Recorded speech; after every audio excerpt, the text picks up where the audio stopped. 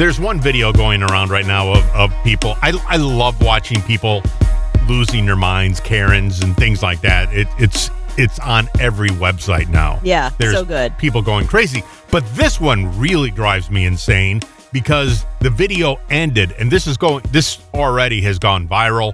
Mm-hmm. But it ended. We don't know what the situation, how it ended. What happened after? Right. We're stuck going, well, what happened? This is like a TV show. I got to know what the ending is. So I actually found the ending. We found out what happened. So here's the video. And what happened is this guy's driving his car with his wife, and in the back seat are his kids. Mm-hmm. Some crazy meth head woman runs out to him at a Walmart saying, "This is my car. Get out of my car." Ooh. And the guy's like, lady, this is my car. Mm-hmm. And then other people start getting involved. Bikers and friends of theirs. And people start jumping on. This is crazy. So how does this end? So wait, so they decide to believe the meth addict that it's her car, and all these people are jumping on the car? Yeah, so she's... to help her. Get your ass out of my way! I am. This is my car, she's saying. My car. So she's standing in front of the car. Why doesn't he back up? Because now there's somebody behind him. Man, get out the way, man. So now somebody else jumps in front of the car. She goes behind him. Now look at this. Now a guy's got his hand in his pocket like he's got a gun. And this guy's kids are in the car. Ooh. This is scary. His wife, his kids are in the car. Meth addicts right now, it looks like. They could be just good law-abiding citizens. I don't know. But one guy looks like he's going to shoot them. Oh, these are scary-looking dudes. Look at this dude. He opens the door. This is not her car. This is not her car. What would he lock? Why wouldn't he lock the door? Yeah, I don't know. I don't know. This doesn't make sense. Like, if people are trying to get in your car and your kids are in there, lock the door. I mean, at a minimum, lock the door. Yeah, maybe everything going on, he didn't think about it until this point. Oh, no, the kids are crying. Oh, this is scary. Oh, these poor Now kids. they're banging on the window. They have people on both sides, behind them and in front of them. They're in a parking lot at a Walmart. Oh my god. No. These kids are being terrified. This is terrible for these kids. I feel terrible for them. Oh my god. So now they're throwing things at the car. And then the guy jumps on the hood of the car. Oh, no. And the guy said, "Screw it, I'm leaving." Good. With the guy on the hood of his car. See anything? They're using bikes to hit my car. They're trying to open my doors. I got 2 kids in the car with me. My name is Lee Allen. This is not their car. This is my car. He's driving down the street with this guy on the hood of his car. Oh my god. And the poor kids are terrified. Well, everybody's terrified. I'm terrified, and I'm watching this. The wife is keeping her cool. I have to say, here's God, women no, for you. no, She Dad. is keeping her cool. Oh my god. So now they get on bikes, Dad, the door. and they're chasing them on motorcycles. Daddy's on a motorcycle. Yes, sir. Yes, ma'am. I'm like, hurry, get the police now. Right, get the police immediately. You can't miss drive me. to the police. I'm the guy in the Camaro with the guy in the hood being chased by motorcycles on a main street. This is really frightening. What city is this in? I don't know. Daddy's behind you. But they won't let him get away. So that's how it ends. It just ends with the guy chasing him on the motorcycle, and we don't know. But Get your ass out my way. It just ended. So right. I was watching this going, the hell? Did the guy get away? Did the guy ever get off his hood?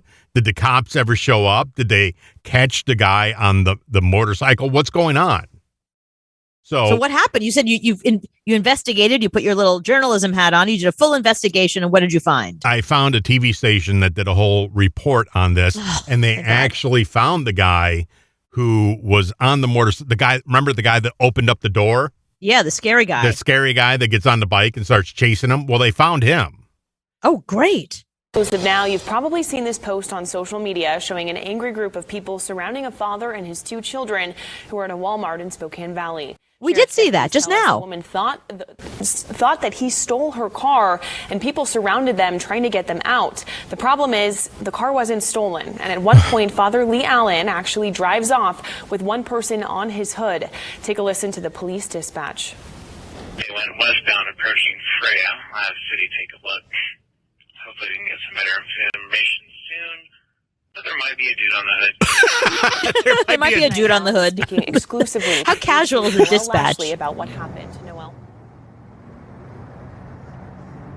Come on, Noel, what happened? On Friday, Lee Allen went to the Sprague Walmart with his teenage kids to just run some errands, pick up some work pants, maybe a few other things. I don't care what he bought. Today, he told me he never could have imagined what would happen to them. We when they know tried to what leave that happened. parking lot. Yeah.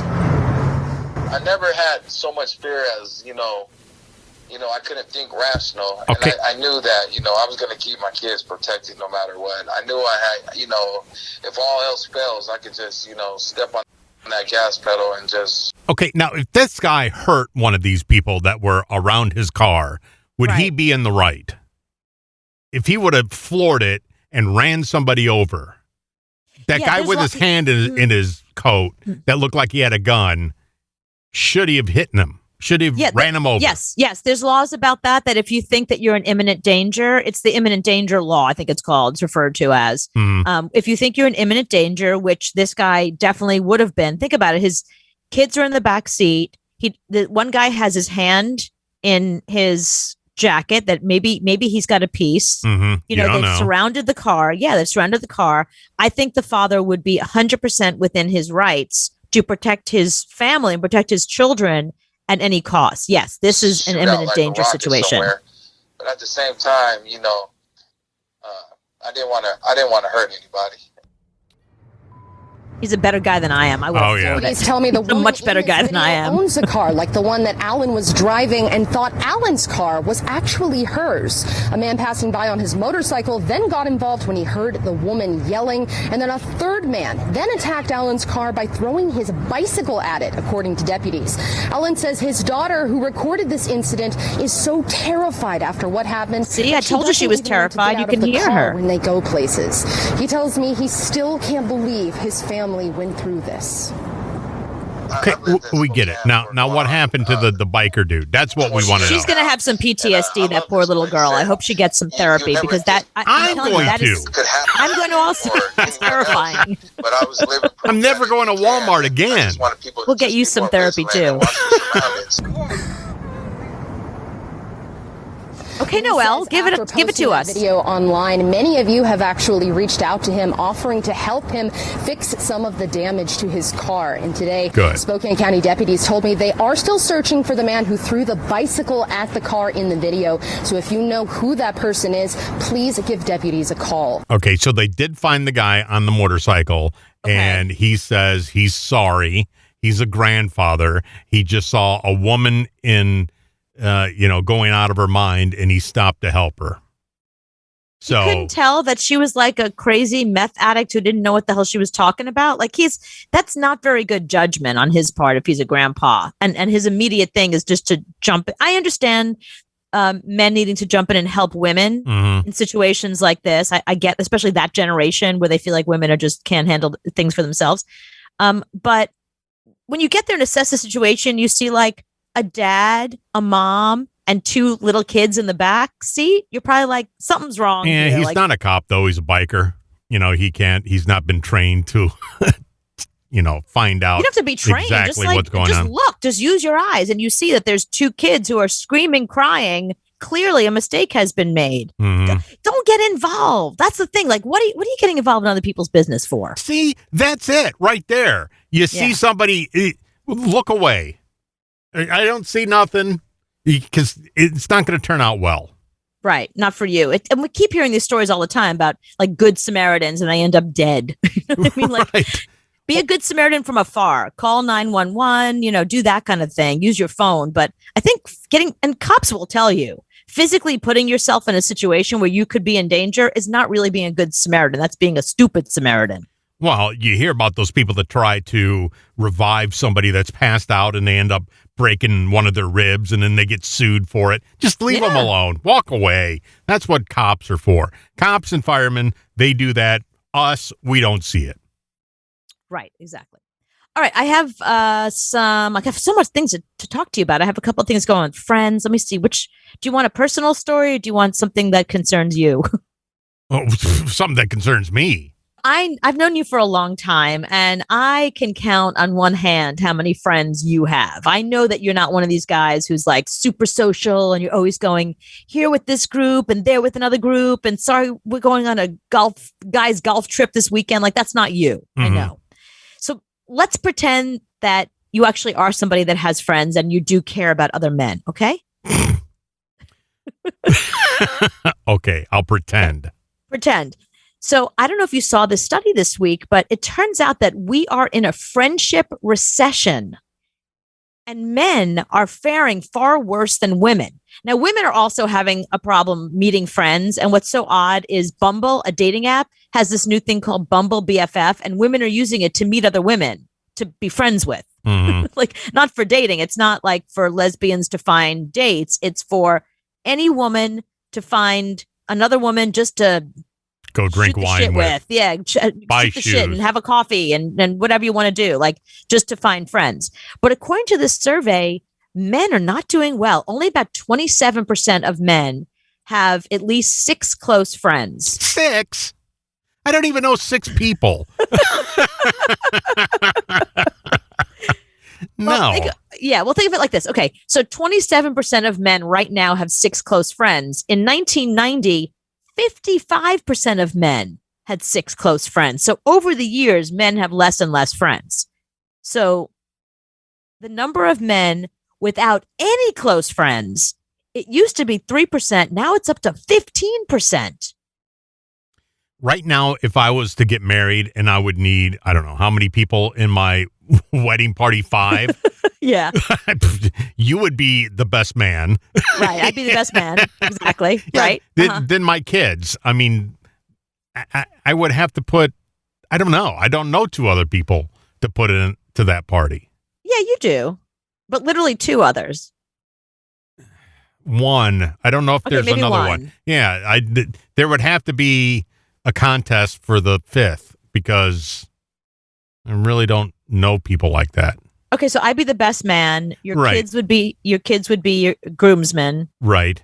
Your one friend. Billy would be the 4th, but I don't have a 5th. Right. We would have to have a contest. You don't have to have 5. Oh, you don't? No. Okay. no. Whew. Good. You could Because just- you I don't just know have- 5 people. But here's the problem. So all the people you just put in your wedding party, you don't have any guests to invite. Who are you inviting to the wedding? That's the end shit. of it. Didn't even think about that. So I would have to have my brother and sister. Oh, God, I'm not getting married. Yeah, I'm not couldn't doing do it. that. Yeah, you would have to hope that whoever it is you married had some people they can invite and buy you some stuff. Well, you know how many people were at my first wedding? How many? 0.0 that I knew. It was all her friends. None of my friends, my parents, nobody were there. I had 120 people at my first wedding. How many were your friends? Pretty much half and half. Like, we had friends in common. We had other couples we hung out with. So we had those tables. His family had a lot of family and friends and stuff like that. It was pretty much 60 and 60. I had to actually go down my list and pair off some people and be like, can't invite them to my wedding because we don't have enough space. Like, literally, I had cousins and I was like, I haven't spoken to her in years. They're not coming. Yeah, I couldn't do it. There was none, 0. Yeah. None of my friends. Just the way I liked it. And then this study says it's worse if you're single. At least if you have a significant other, you can glom onto their friends, like what you were saying.